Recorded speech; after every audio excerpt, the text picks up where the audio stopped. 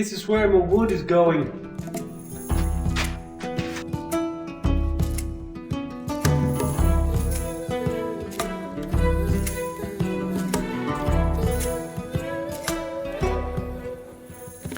So how does it work with heating your house in France over the winter? Let me explain. Well, first of all, it helps if you have really thick walls. Now, although this house looks really old on the outside, and it is really old on the outside, the inside is only about 12 years old. So I found records of buildings being on this property going way back to the 1600s of some various shape or another. So this house is very, very old. But a few years before I bought it, it was habitable, but not in a very good condition.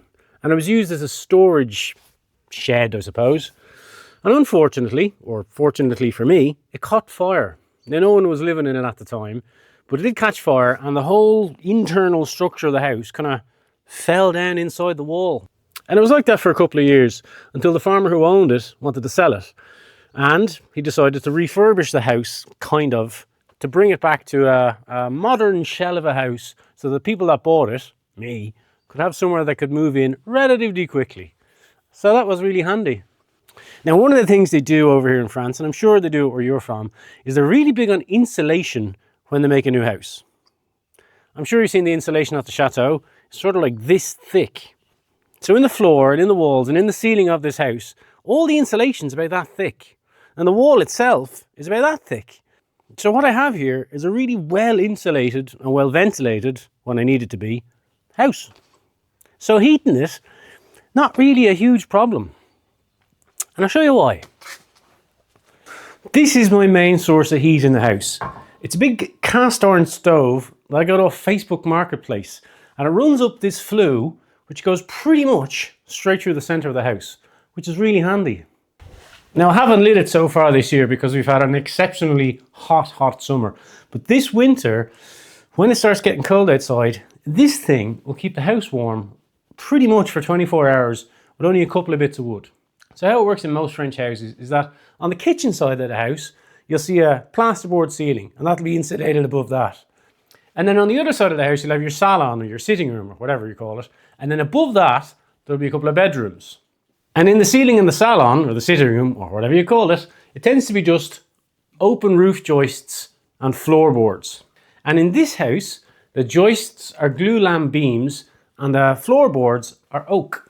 So all the heat from the stove that's generated in this room rises and gives you effectively underfloor heating upstairs during the winter.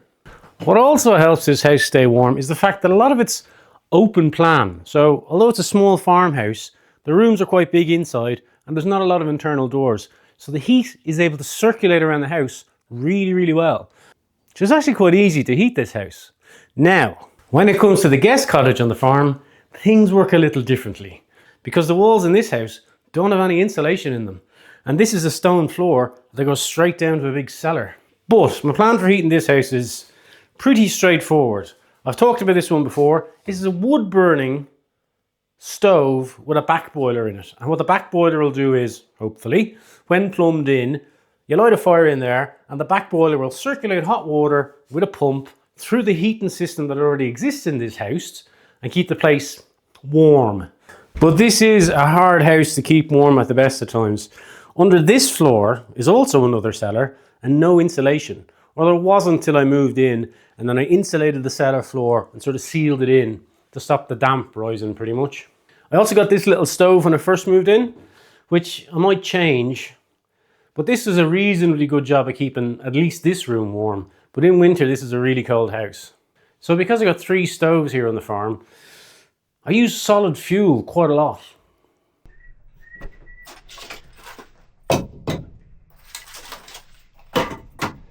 Ow!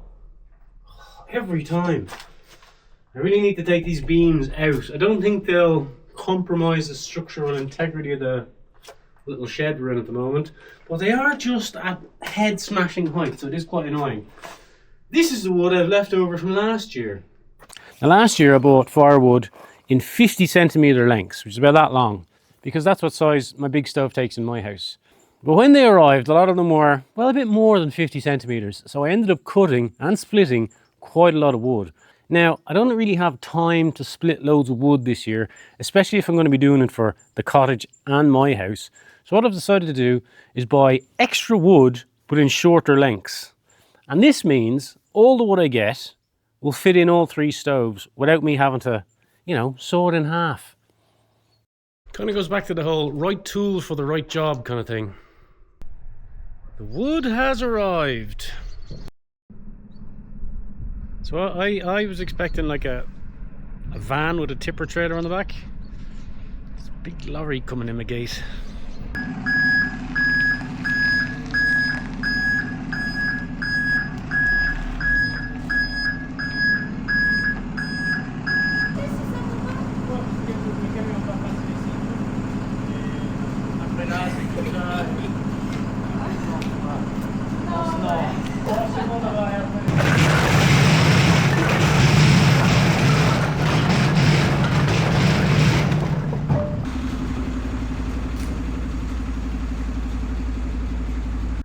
That's quite a lot of wood, quite a lot more wood than I thought there was going to be. So, there's only one thing we can do.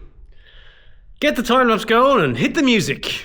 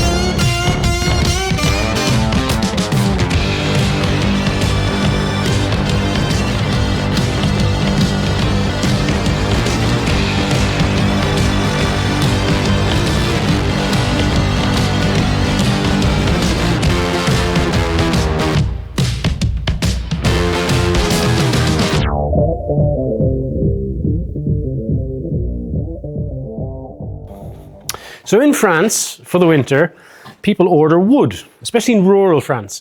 And one thing you'll see is, if you look at houses and farmhouses in rural France, is massive big lines of wood stacked up, either on the edge of a field or in a barnyard or somewhere like that, mostly covered. And they tend to over-order, so they've plenty of wood and they'll never run out. Now, every winter I've been here, I've always ordered what has been just enough wood to get me through the winter. So I ordered 8 steers of wood and a mix of beech and oak wood, which is really good stuff for burning. And this represents about 2/3 of it. The rest is still in the pile out in the barn there, but it's all under cover for the moment, so it's not going to get wet or anything. Now I probably will end up stacking it all here, but I'm just going to have a wander around the place and see if there's any other spots about the farm that'd be good to have a couple of bits stacked in. Also, I need a break. It's tough going. I still have all this stuff to get through as well.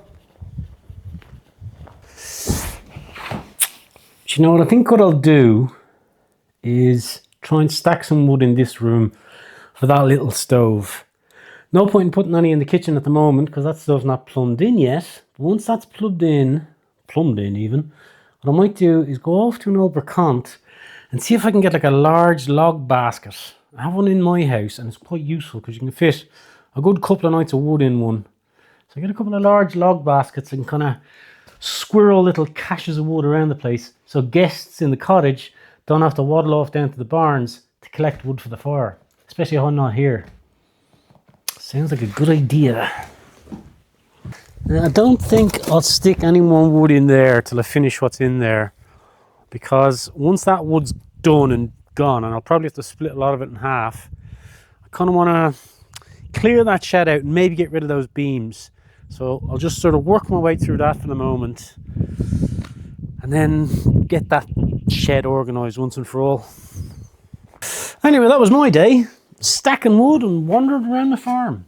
So I'm going to leave it there and say thank you very much for watching. I hope you enjoyed it. I'm going to go tinker with the old Super Sank this evening, I think, just to kind of have a break from stacking wood. And then tomorrow, well, we'll see what happens tomorrow. Anyway, have a good weekend wherever you are. I hope you enjoyed the vlog today, and I'll see you soon.